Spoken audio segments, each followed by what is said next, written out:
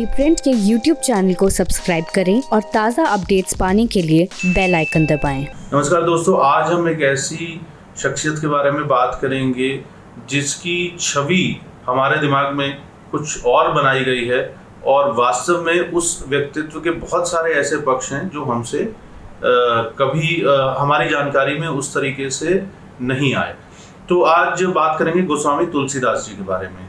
हम उनके बारे में इसलिए आज ये बात करें क्योंकि 27 जुलाई 2020 उनकी जयंती है और वैसे उनके जन्म के बारे में कोई बहुत समय तय तो नहीं माना जाता। 1497 से लेकर 1532 तक अलग अलग वर्ष माने जाते हैं और लेकिन कुल मिलाकर ये तय है कि उन्होंने 16वीं शताब्दी के अंदर रामचरितमानस लिखी और रामचरितमानस उन्होंने अवधि में लिखी। इससे पहले महर्षि वाल्मीकि ने रामायण के माध्यम से भगवान राम की जो कथा है वो जन जन तक पहुंचाई थी, लेकिन संस्कृत के में होने के कारण एक वर्ग तक तो वह कथा पहुंची, पर वास्तव में जब रामचरितमानस गोस्वामी तुलसीदास ने लिखा तो उसके बाद ये कथा जन जन के घर पहुंच गई।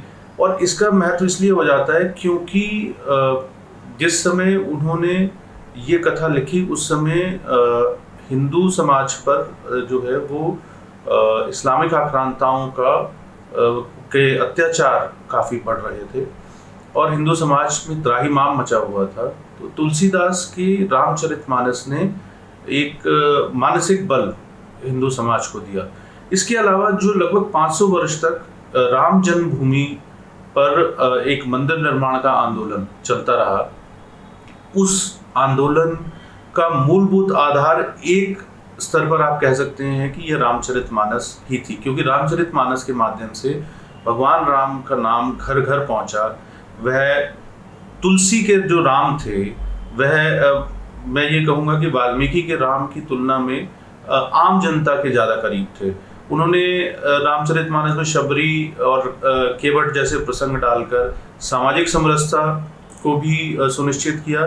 रामचरितमानस समाज के सभी वर्गों के द्वारा बाँची जाती थी, सभी वर्गों द्वारा पढ़ी जाती थी, घर घर में उसकी प्रतियां थी और कुल मिलाकर भगवान राम से कितना निकट का संबंध भारत के हिंदुओं में प्रत्येक हिंदू का कह सकते हैं कि स्थापित हो गया कि जब राम जन्मभूमि का आंदोलन खासकर आज़ादी के बाद चला और 1980 के दशक में चला तो भगवान राम कौन है या भगवान राम के नाम पर या भगवान राम के मंदिर को बनाने के लिए जन आंदोलन खड़ा करने के लिए लोगों को उनका परिचय देने की ज़रूरत नहीं थी। कुछ ऐसी रोचक बातें हैं, दिलचस्प बातें हैं जो हम तुलसीदास जी के बारे में और आपसे जो है शेयर करेंगे।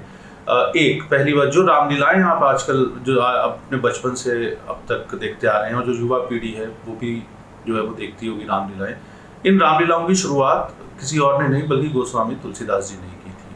वह काशी के अंदर जो मौजूदा में वाराणसी है रहते थे और रामचरितमानस लिखने के बाद इसके मंचन के लिए उन्होंने बाकायदा जो कलाकार थे उनको काशी में वह प्रशिक्षण देकर और भारत के विभिन्न हिस्सों में भेजते थे और इस प्रकार से रामलीला का मंचन आरंभ हुआ। आज ये दुनिया भर में रामलीलाओं का मंचन होता है, खासकर दक्षिण पूर्व एशियाई देशों में भी इसका मंचन होता है। रामचरितमानस का प्रभाव इतना अधिक था कि जब ब्रिटिश शासन था भारत पर उस समय गिरमिटिया मजदूर जिन्हें कहा जाता है, वे फिजी, सूरीनाम, मॉरिशस जैसे देशों में जब गए तो अपने साथ सांस्कृतिक धरोहर के रूप में जो लेकर गए वह रामचरितमानस थी, वह रामलीला थी और आज भी वह परंपरा वह पहले से ज़्यादा मजबूत तरीके से मौजूद है। तो अगर हम और जो उन्होंने कार्य किए गोस्वामी तुलसीदास ने, एक महत्वपूर्ण काम उन्होंने लगभग 12 ग्रंथों की रचना की, जिसमें से एक हनुमान चालीसा भी था। हनुमान चालीसा ने ही जो है श्री हनुमान को जो है वो स्थापित किया, एक प्रतिष्ठित किया जन जन के मानस में, एक ईश्वर के रूप में, भगवान राम के सेवक के रूप में। और लगभग 1 दर्जन हनुमान मंदिरों की स्थापना तो खुद तुलसीदास जी ने की और ये भी कहा जाता है कि वाराणसी का संकट मोचन मंदिर भी उन्होंने ही बनाया था। तो इस प्रकार से हनुमान की पूजा की परंपरा का उद्गम भी एक तरीके से आप कह सकते हैं कि तुलसी जी की रचनाओं के माध्यम से ही क्रियान्वित हुआ। इसके बाद जो है उन्होंने अखाड़ों की शुरुआत भी की। जो आज आप मिट्टी में कुश्ती करते हुए अखाड़े खासकर उत्तर भारत में देखते हैं, और उनमें हनुमान जी की मूर्ति हर जगह लगी होती है। तो इस परंपरा की शुरुआत भी अखाड़ों की शुरुआत और उसमें हनुमान जी की मूर्ति लगाना, इसकी शुरुआत भी गोस्वामी तुलसीदास ने की। और कुल मिलाकर हम ये कह सकते हैं कि गोस्वामी तुलसीदास की जो रामचरितमानस है वो भारतीय सांस्कृतिक जीवन के मूल में जो है वो कम से कम हम उसे कह सकते हैं वो उसके प्राणों का एक बहुत बड़ा हिस्सा है। उसका बहुत बड़ा महत्व है राम जन्मभूमि आंदोलन को खड़ा करने में, प्रत्यक्ष भले ही ना दिखे लेकिन अप्रत्यक्ष रूप से।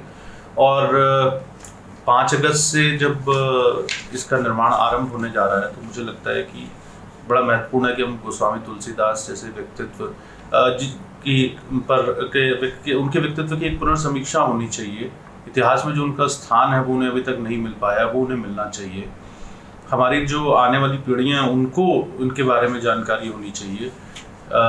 हमारे मन में सिर्फ केवल एक छवि ये बना दी गई कि गोस्वामी तुलसीदास एक ऐसे व्यक्ति थे जो अपनी पत्नी के प्रेम में इतने पागल थे कि सांप को जो है वो रस्सी समझकर चढ़ गए छत पर अपनी पत्नी से मिलने के लिए। उनकी पत्नी ने उन्हें फटकारा और उसके बाद वे रामचरितमानस उन्होंने लिखी कि उनकी पत्नी ने उनसे कहा कि इतना ध्यान अगर तुम ईश्वर में लगा लेते या भगवान राम में लगा लेते तो तुम्हारा बेड़ा पार हो जाता। ये सब की वदंतियां हैं। वास्तव में गोस्वामी तुलसीदास संस्कृति के प्रकांड पंडित थे, विद्वान थे। भारत की सांस्कृतिक परंपरा को समृद्ध करने में उन्होंने बड़े ही सचेतन मन से जो है बड़े ही योजनाबद्ध ढंग से उन्होंने इसके अंदर जो है वो योगदान दिया। और ना केवल उन्होंने ग्रंथों की रचना की बल्कि उन्होंने ज़मीन पर उतर कर भी, जैसे कि मैंने आपको बताया कि रामलीला, अखाड़े, इन सब परंपराओं की शुरुआत की। और महात्मा गांधी भी जो है वो कह चुके हैं कि रामचरितमानस जो है, अगर डिवोशनल लिटरेचर की बात की जाए तो कोई अगर सबसे बेहतर किताब अगर संसार में है तो वो संसार की सबसे बेहतरीन किताबों में से जो है रामचरितमानस है। और इसके अलावा पश्चिम के भी कई विद्वानों ने जो है उनके ऊपर रामचरितमानस पर शोध किया है, जिसमें कि मैं एक विद्वान जिनको कि मैं कोट करना चाहूँगा जो है वे हैं इंडोलॉजिस्ट थे और ब्रिटेन का जब भारत प्रशासन था तो 19वीं सदी में यहाँ पर ब्रिटिश के सिविल सर्वेंट थे एफ एस ग्राउस। उन्होंने 1883 में तुलसीदास की रामायण इसके शीर्षक से एक किताब लिखी। वैसे अंग्रेजी में किताब लिखी थी जिसका टाइटल था द रामायण ऑफ तुलसीदास। और उसके अंदर वो ये कहते हैं कि बड़े कमाल की बात, उनका ये कहना है, मैं उनके शब्दों को आपके साथ साझा कर रहा हूँ कि तुलसीदास का इस समाज पर इतना ज़्यादा व्यापक प्रभाव है और तुलसी रामचरितमानस का आप प्रभाव समझिए कि हिंदुओं में राधा वल्लभी हैं, मलूक दासी हैं, प्राणनाथी हैं, वल्लभाचारी हैं, लेकिन तुलसीदासी कोई नहीं है। और उसका कारण ये है कि तुलसीदास ने रामचरितमानस के माध्यम से विभिन्न पंथों, विभिन्न संप्रदायों, विभिन्न वर्गों के बीच की जितनी भी रेखाएं थी उन सबको धूमिल कर दिया और उन सबको एक ही सांस्कृतिक आप ये कह सकते हैं श्रृंखला में जो है वो एक साथ खड़ा कर दिया। और बंगाल प्रेसिडेंसी में हरिद्वार से लेके कोलकाता तक उन्होंने श्री रामचरितमानस के माध्यम से और अपने अन्य जो रचनाएं थी उनके माध्यम से पूरे भारत को एक अटूट सांस्कृतिक धरोहर में पिरो दिया। ये जो है ये किसी विशेष पार्टी या किसी विशेष संगठन के व्यक्ति का नहीं, ये उस समय के ब्रिटिश सिविल सर्वेंट का कहना है। और इसी प्रकार अगर आप इतिहास में जाएंगे तो आर.सी. मजूमदार जो नोटेड हिस्टोरियन है उन्होंने उनके बारे में बहुत तारीफ की है। पश्चिम के बहुत सारे स्कॉलर्स ने उनके बारे में तारीफ की है। ये बड़ी विडंबना है कि हमारे यहाँ पर गोस्वामी तुलसीदास को सिर्फ एक कवि के रूप में पढ़ाया जाता है जिनकी चंद पंक्तियों की आप प्रसंग सहित व्याख्या करिए जो है, और वो भी इस तरीके से पढ़ाया जाता है कि बच्चे गोस्वामी तुलसीदास के बारे में जानने के बजाय उनकी कविताओं से, उनकी रचनाओं से खौफ खाते हैं। और मुझे लगता है कि गोस्वामी तुलसीदास जी के व्यक्तित्व के पुनर्मूल्यांकन का समय आ गया है और उम्मीद करनी चाहिए कि आने वाले समय में इस प्रकार से पुनर्मूल्यांकन किया जाएगा कि आम लोग जो है गोस्वामी तुलसीदास जी के जीवन के बारे में जान सके और उन्होंने जिस प्रकार से भारतीय समाज को के ऊपर अपना प्रभाव छोड़ा उसकी जो है सही जानकारी उन्हें मिल सके। धन्यवाद।